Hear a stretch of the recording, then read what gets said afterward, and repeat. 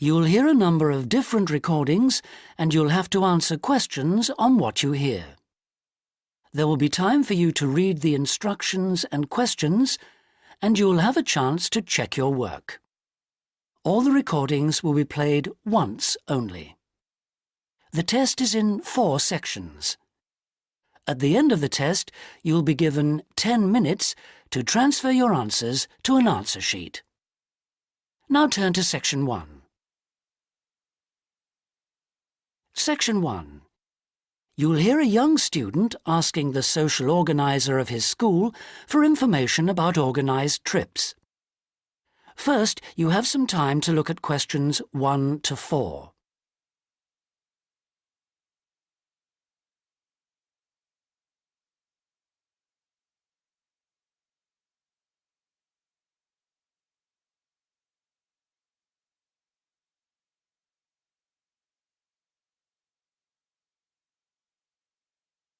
You'll see that there is an example which has been done for you.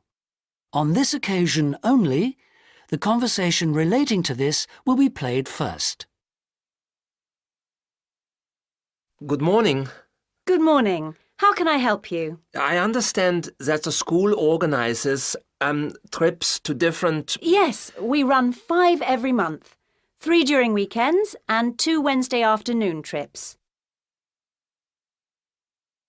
There are 5 trips every month, so 5 has been written in the notes. Now we shall begin.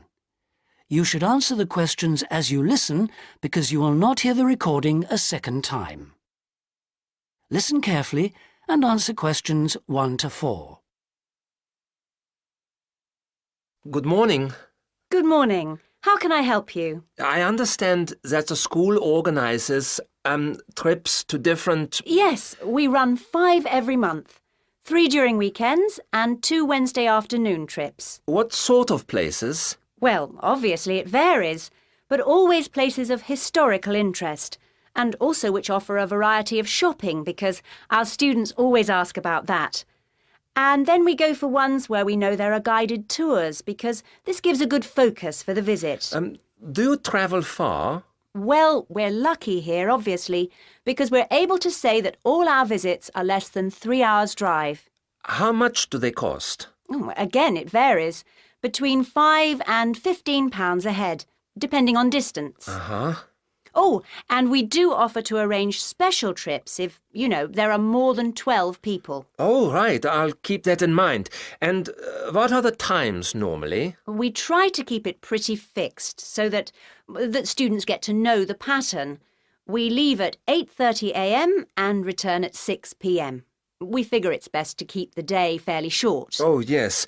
And how do we reserve a place? You sign your name on the notice board. Do you know where it is? Uh-huh. I saw it this morning.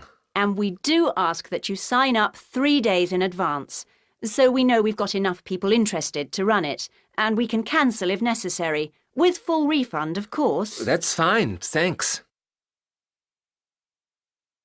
Before you hear the rest of the conversation, you have some time to look at questions 5 to 10.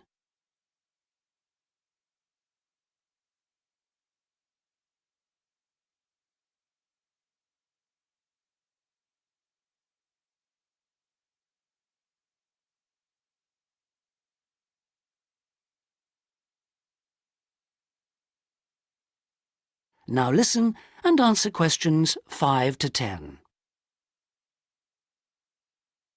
And what visits are planned for this term? Right, well, I'm afraid the schedule hasn't been printed out yet, but we have confirmed the dates and planned the optional extra visits, which you can also book in advance if you want to.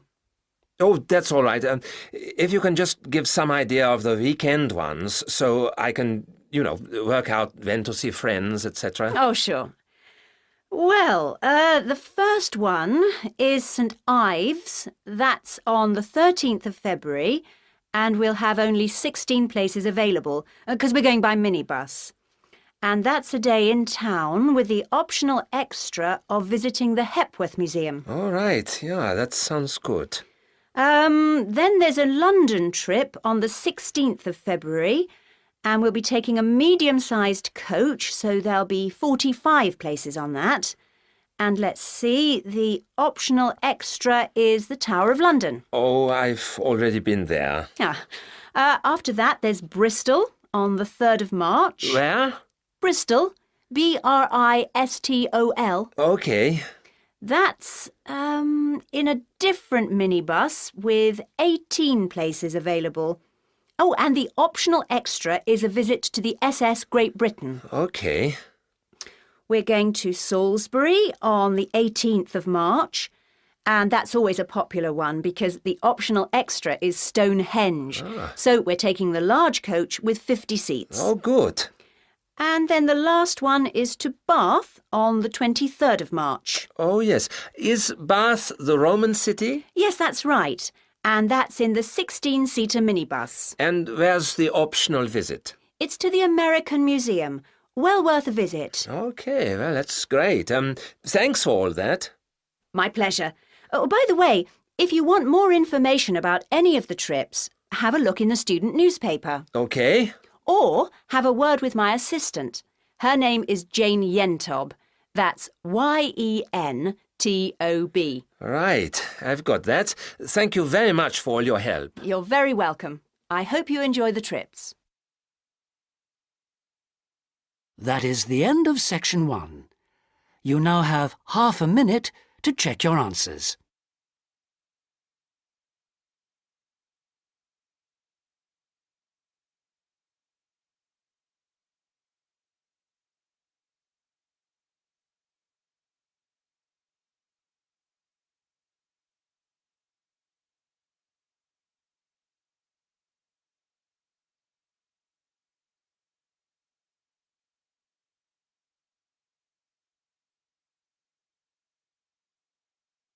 Now turn to section 2.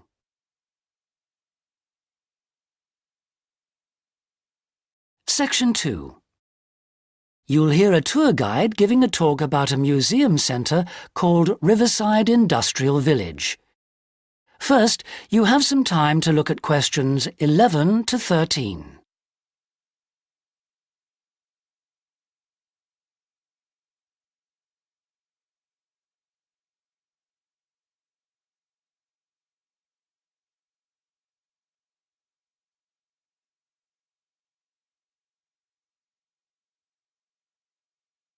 Now listen carefully and answer questions 11 to 13.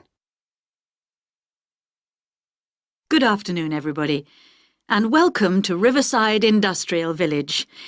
To start your visit, I'm just going to give you a brief account of the history of the museum before letting you roam about on your own. I won't keep you long, OK? Now, from where we're standing, you've got a good view of the river over there. And it was because of this fast-flowing water that this site was a natural place for manufacturing works.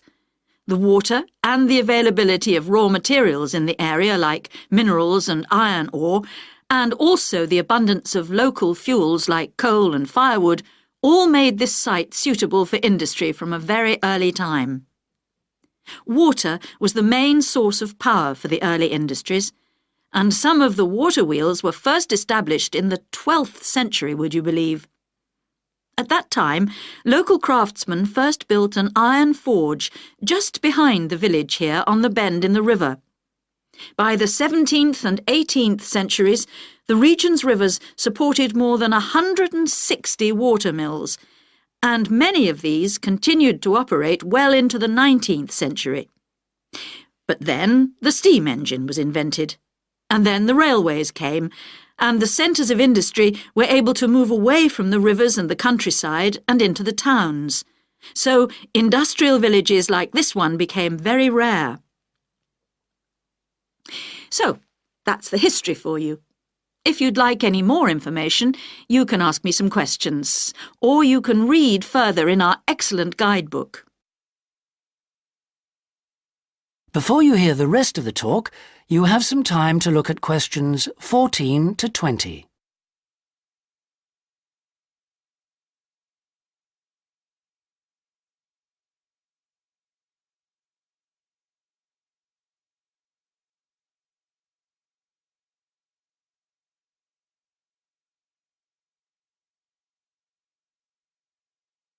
Now listen and answer questions 14 to 20. Now, I'm going to give you a plan of the site, and I'd just like to point out where everything is, and then you can take a look at everything for yourself. I've already pointed out the river, which is on the left, and of course, running along the bottom is Woodside Road. Got it? OK. Now, we're standing at the entrance. See it at the bottom? And immediately to our right is the ticket office. You won't need that, because you've got your group booking, but just past it are the toilets. Always good to know where they are. In front of us is the car park, as you can see, and to the left, by the entry gate, is the gift shop. That's where you can get copies of the guide, like this one here. Now, beyond the car park, all the buildings are arranged in a half circle with a yard in the middle. The big stone building at the top is the main workshop. That's where the furnace is, and where all the metal was smelted and the tools were cast, as you'll be able to see. Now, in the top right-hand corner, that building with bigger windows is the showroom, where samples of all the tools that were made through the ages are on display. In the top left corner is the grinding shop, where the tools were sharpened and finished. And on one side of that, you can see the engine room, and on the other is the cafe, which isn't an antique, you'll be pleased to know, though they do serve very nice old-fashioned teas. The row of buildings you can see on the left are the cottages. These were built for the workers towards the end of the 18th century, and they're still furnished from that period, so you can get a good idea of ordinary people's living conditions. Across the yard from them, you can see the stables, where the horses were kept for transporting the products. And the separate building in front of them is the works office, and that still has some of the old accounts on display. Right, if anyone wants a guided tour, then I'm starting at the engine room. If you'd like to come along this way, please, ladies and gentlemen. That is the end of section 2. You now have half a minute to check your answers.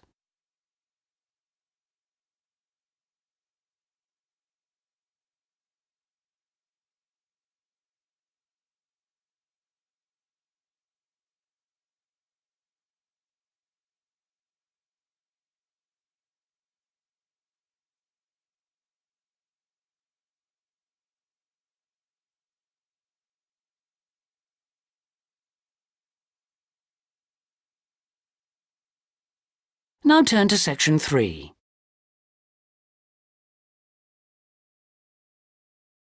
Section 3. You'll hear Melanie, a student, talking to one of her lecturers about her studies. First, you have some time to look at questions 21 to 27.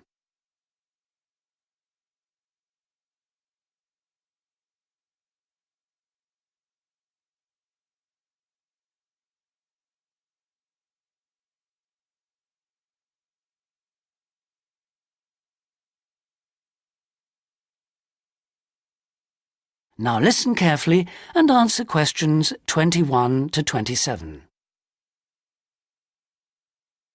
Excuse me, Dr. Johnson.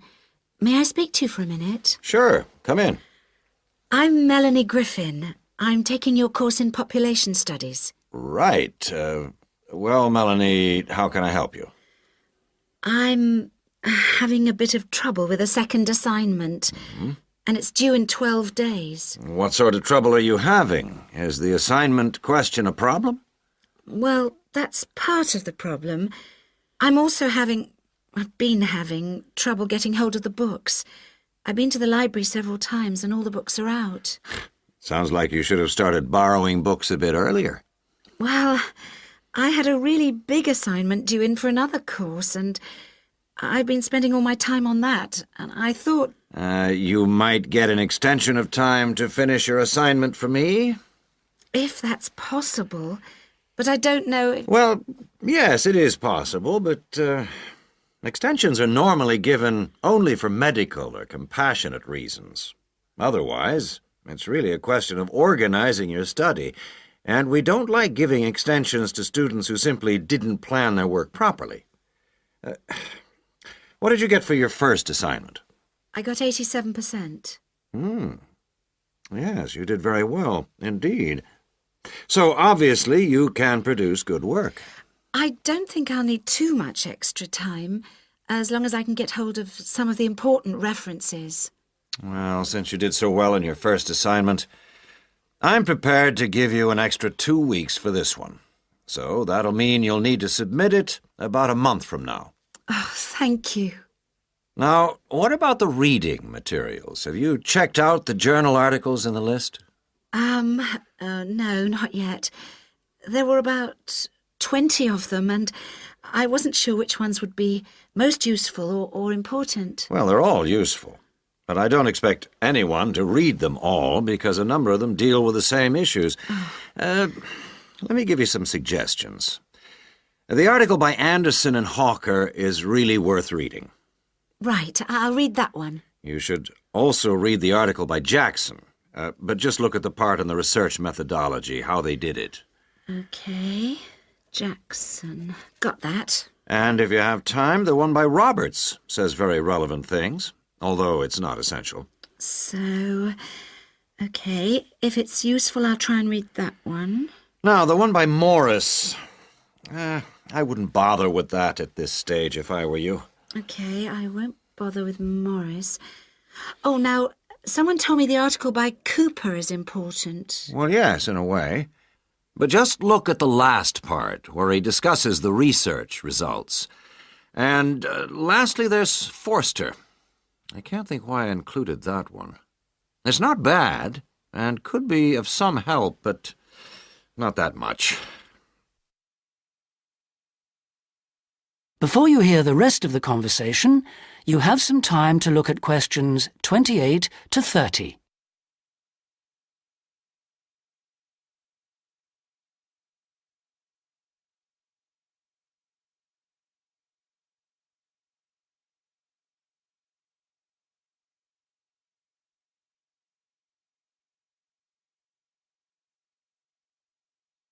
Now listen and answer questions 28 to 30. Now, let's deal with the assignment question. What's the problem there? It's the graph on page 2. What seems to be the problem? It's just the bar graph showing reasons why people change where they live. Well, I've got a photocopy, but the reasons at the bottom are missing. Ah, okay. Look at the first bar on the graph. Now, that indicates the number of people who move because they want more space. Oh, I see. Bar 1. Okay. Now, what about the next bar? Bar 2 is to do with the people living nearby, disturbing them. So they chose to move away to somewhere quieter. Now, let's look at bar number 3. Another reason people change their place of living is because they want to be closer to the city. Okay. Proximity to the city is an issue. Now, bar number 4 refers to problems when the owner of the property won't help fix things that go wrong. In other words, the owner is not helpful, and so the tenants move out. Okay. Now, what about bar 5? Bar 5 is about those people who move because they need a bus or train to get them into the city or to go to work. Okay. And bar 6? Bar number 6 is interesting. That reason was given quite a lot. People moving because they wanted to be in a more attractive neighborhood. Oh, yes. Thank you very much. That is the end of section 3. You now have half a minute to check your answers.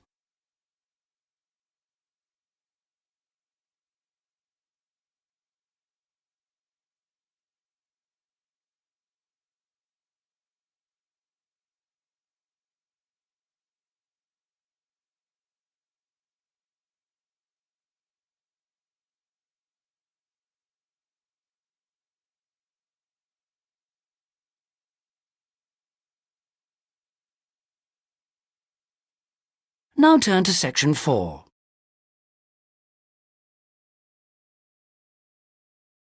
Section 4.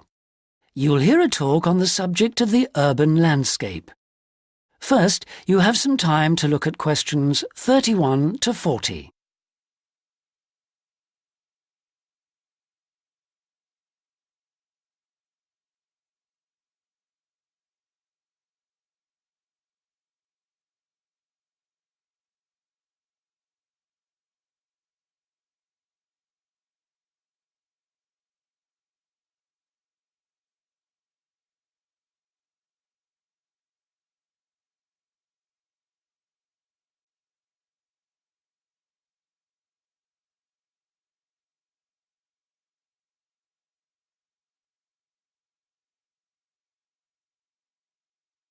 Now listen carefully and answer questions 31 to 40. Good day, ladies and gentlemen. I have been asked today to talk to you about the urban landscape. There are two major areas that I will focus on in my talk: how vegetation can have a significant effect on urban climate, and how we can better plan our cities using trees to provide a more comfortable environment for us to live in. Trees can have a significant impact on our cities. They can make a city as a whole a bit less windy, or a bit more windy if that's what you want. They can make it a bit cooler if it's a hot summer day in an Australian city, or they can make it a bit more humid if it's a dry inland city. On the local scale, that is in particular areas within the city, trees can make the local area more shady, cooler, more humid and much less windy. In fact, trees, and planting of various kinds, can be used to make city streets actually less dangerous in particular areas. How do trees do all that, you ask? Well, the main difference between a tree and a building is a tree has got an internal mechanism to keep the temperature regulated. It evaporates water through its leaves, and that means that the temperature of the leaves is never very far from our own body temperature. The temperature of a building surface on a hot sunny day can easily be 20 degrees more than our temperature. Trees, on the other hand, remain cooler than buildings because they sweat. This means that they can humidify the air and cool it, a property which can be exploited to improve the local climate.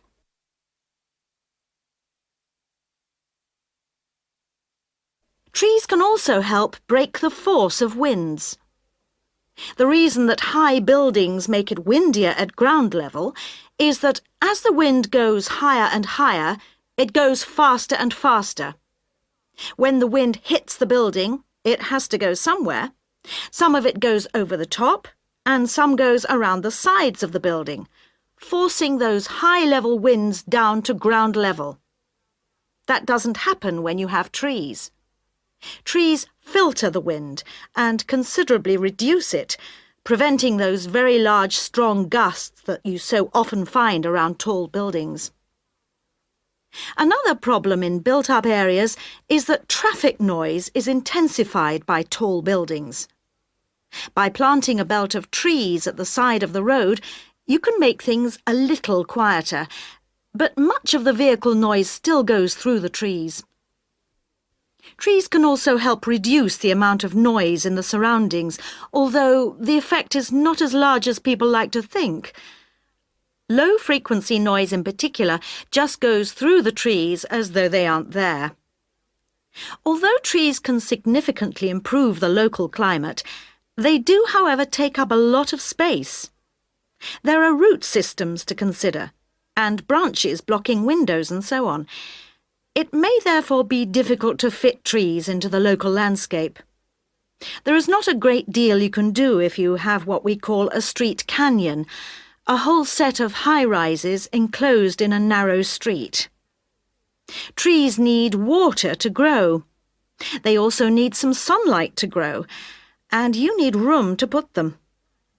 If you have the chance of knocking buildings down and replacing them, then suddenly you can start looking at different ways to design the streets and to introduce That is the end of section 4. You now have half a minute to check your answers.